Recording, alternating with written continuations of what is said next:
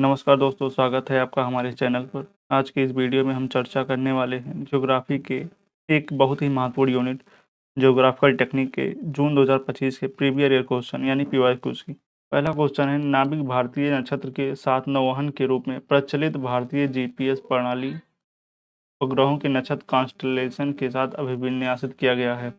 Option है 3, 5, 7 या फिर 9। हमारा ऑप्शन नंबर 3 सही है, 7। क्षैतिजीय और ऊर्ध्वाधर कोणों को अधिक शुद्धता से मापने में प्रयुक्त होने वाले उपकरण का नाम है पाइप्सोमीटर, क्लाइनोमीटर, थियोडोलाइट, एनोरॉइड या बैरोमीटर। हमारा ऑप्शन 3 सही है, थियोडोलाइट। तीसरा ऑप्शन है, निम्नलिखित मानचित्रों को उनके पैमाने के आधार पर अवरोही क्रम बृहद से लघु पैमाना में व्यवस्थित करें। ऑप्शन 1 है स्थलाकृतिक मानचित्र, एटलस मानचित्र, भूकर मानचित्र या फिर दीवार मानचित्र। हमारा ऑप्शन सही है 2।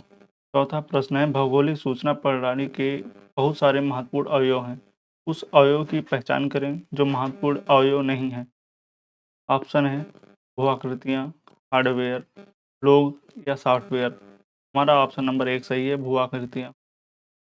पांचवा प्रश्न है, क्षैतिजीय वायुचित्रों को भी कहा जाता है ट्रांसमिट वायुचित्र, कन्वेजेंट वायुचित्र, तिर्यक वायुचित्र या फिर पार्थिविक वायुचित्र। हमारा ऑप्शन सही है 4, पार्थिविक वायुचित्र।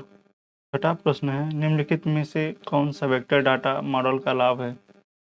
नेटवर्क विश्लेषण हेतु दक्ष, जटिल डाटा संरचना, कठिन ओवरले प्रचालन या फिर सैटेलाइट उपग्रह चित्रण के साथ सुसंगत नहीं है। हमारा ऑप्शन 1 सही है, नेटवर्क विश्लेषण हेतु दक्ष। सातवां प्रश्न है, निम्नलिखित परिभाषाओं में से मानक विचलन को सबसे सही तरीके से स्पष्ट करने वाली परिभाषा का चयन करें। ऑप्शन 1 है मानक विचलन, माध्य से विचलनों के वर्गों के माध्य का धनात्मक वर्गमूल है। यह किसी चर का वह मान है जो अधिकतम संख्या में घटित होता है।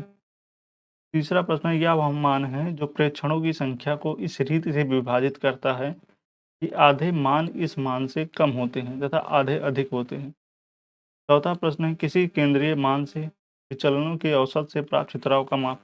तो हमारा ऑप्शन सही है 1, मानक विचलन माध्य से विचलनों के वर्गों के माध्य का धनात्मक वर्गमूल है।